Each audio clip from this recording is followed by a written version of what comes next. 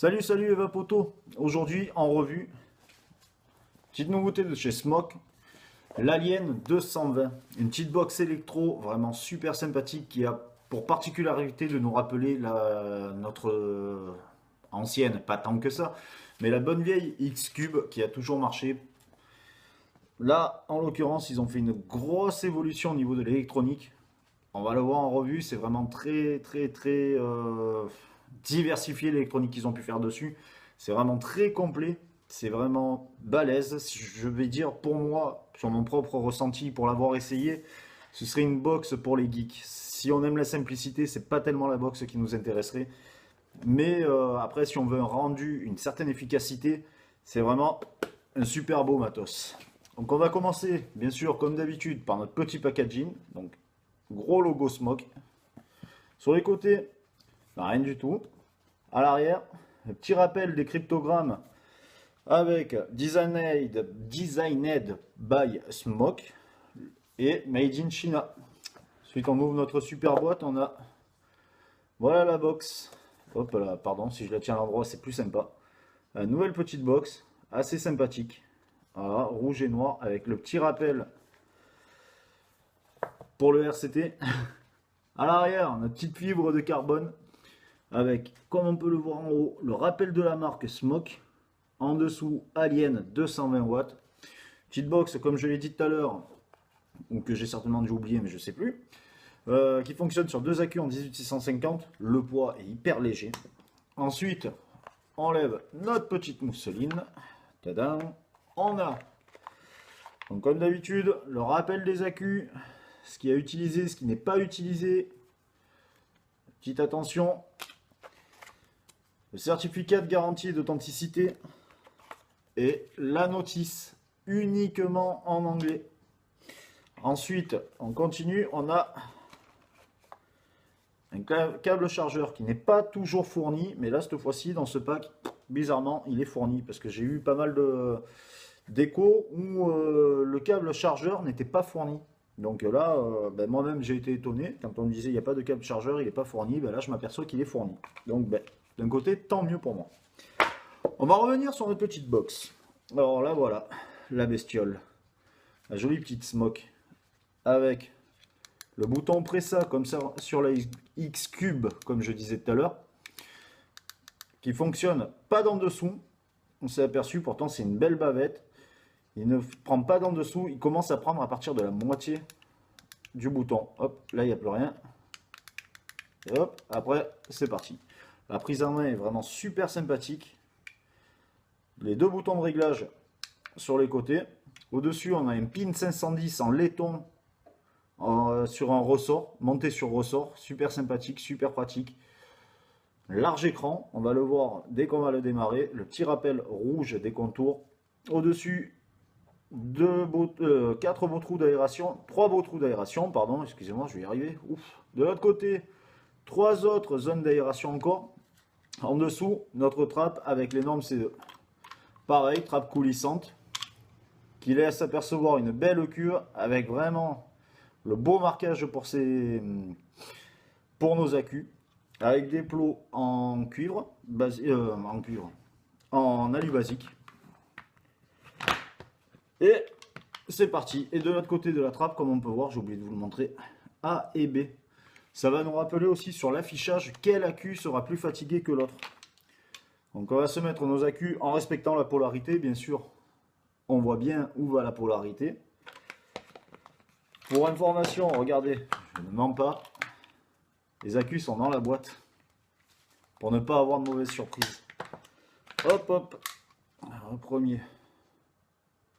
Hop, le plus en haut, le moins en bas. Hop là, et la magie opère. Smock 1.1, 4, 5. Voilà, Smock 1.1, Alien. Et voilà, c'est parti. Petit réglage. L'écran est vraiment merveilleux. Et comme je vous le disais tout à l'heure, le petit A et le petit B, on le voit là. Hop, on le voit, on le distingue là, sur nos deux accus qui sont représentés le wattage. Ensuite, on a, alors, parce que c'est vraiment, comme je vous disais, un écran d'ordinateur. Le nombre de volts, les ohmmètres de la résistance, l'ampérage, le courant de décharge. C'est notre mode, bien sûr, elle embarque aussi nos 4 modes principaux, donc le wattage, le contrôle température, donc SS, NI et TI. Là, un petit truc qui est assez sympathique, je ne sais pas si on va bien le voir, 25 degrés. C'est la température de notre chipset, pour pas qu'on ait une mauvaise surprise, notre nombre de puffs, nos coils, notre nombre de puffs, et en dessous, notre temps de puff. C'est vraiment une box qui est vraiment très complète, un affichage hyper complet. Et avec au-dessus, chose que j'ai oublié de vous dire, juste à côté du wattage, là, le petit N, c'est pareil.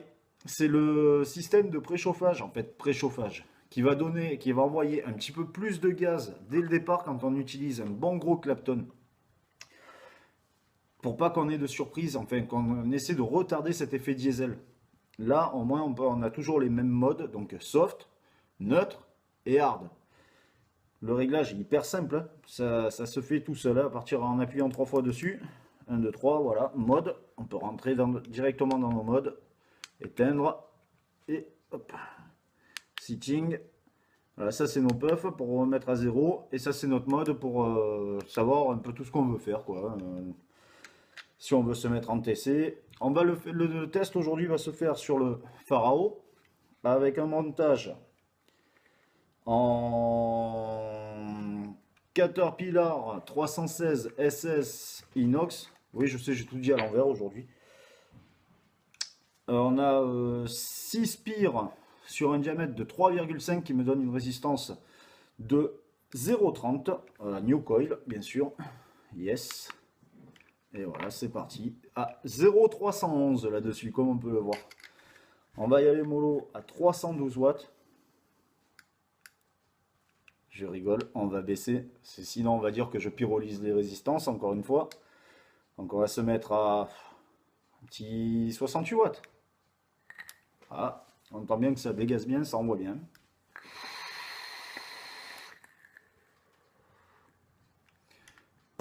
Vraiment super sympathique, hein. La prise en main, le toucher du carbone et tout, c'est vraiment super cool.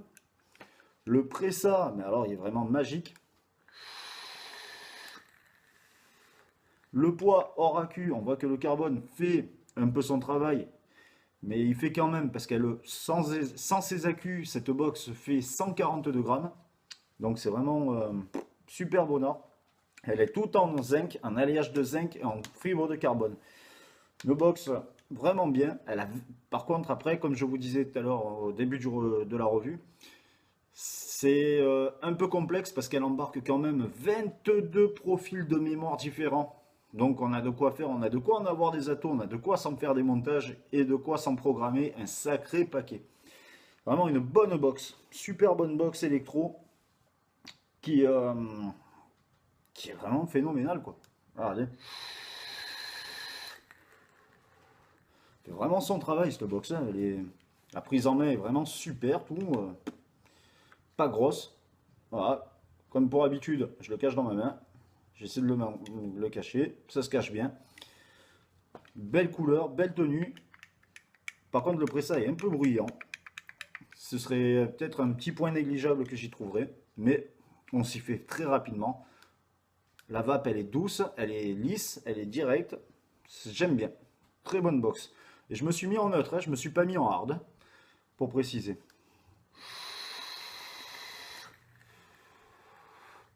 Donc c'est vraiment une super bonne box.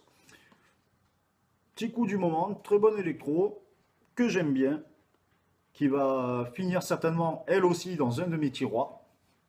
Tant pis pour le quai de la vape, parce que ce modèle est dispo au quai de la vape. D'ailleurs, en me parlant de ça, un petit coucou à Greg et à Jean-Phi. J'en refais encore de la pub, je sais, je vais encore me faire taper sur les doigts.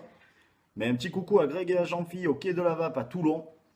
On peut aller les voir sur leur page web, le quai de la Vape sur Facebook. C'est un petit shop vraiment super sympathique, avec de très bons renseignements, de gros passionnés là-bas. Même au pire, si vous voulez pas acheter, vous pouvez toujours passer boire un petit café. Ils sont super accueillants, super bonnants. N'hésitez pas les potos. Et sur ce, bonne vape à tous et bon après-midi.